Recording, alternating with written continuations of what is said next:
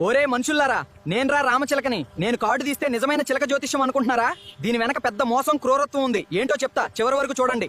నేను కార్డు తీస్తా, నీ కథలో ఉన్నవి లేనివి అన్నీ కలిపి అల్లుతాడు. నీకు డబ్బొస్తుంది, ఒక ఆటంకం ఉంది, జాగ్రత్తగా ఉండు అంటూ బోయపాటి బాలయ్య రేంజ్లో డైలాగులు చెప్తాడు. అప్పు, టెన్షన్, చిన్న గొడవ, ఖర్చు ఇవి లేని మనిషి ఈ కాలంలో ఎక్కడున్నాడ్రా? మీరు ఇవన్నీ ఏమాత్రం ఆలోచించకుండా నిజమే అని నోరు తెరిచి మరీ వింటారు. చిన్న చిన్న మాటలతో నమ్మిస్తాడు.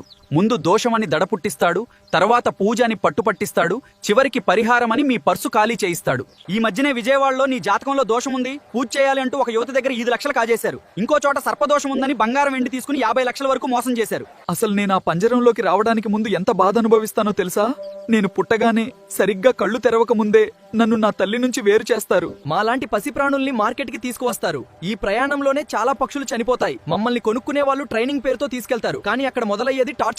ట్రైనింగ్ లో మా అమ్మ గుర్తొచ్చి ఎగిరెళ్ళిపోవడానికి ట్రై చేస్తాం, కానీ మేము ఎగిరిపోకుండా మా రెక్కలు విరిచేస్తారు. బలవంతంగా ట్రైనింగ్ ఇచ్చి కార్డు తీయటం నేర్పిస్తారు.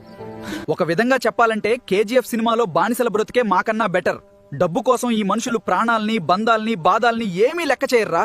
మేం పడే బాధలు చూడలేక మా కోసం ప్రభుత్వం ఒక చట్టం తీసుకొచ్చింది. మమ్మల్ని పట్టినా, బంధించినా, జోస్యం కోసం వాడినా 3 ఏళ్ల జైలు శిక్ష, 25,000 వరకు జరిమానా. మేం పడే బాధలు మీకు అర్థమైతే ఈ వీడియోకి లైక్ కొట్టండి. నా బాధలు నలుగురికి తెలియాలనుకుంటే ఈ వీడియోని షేర్ చేయండి. కంటెంట్ నచ్చితే మన ఏఐ టాక్స్ ని ఫాలో కొట్టండి.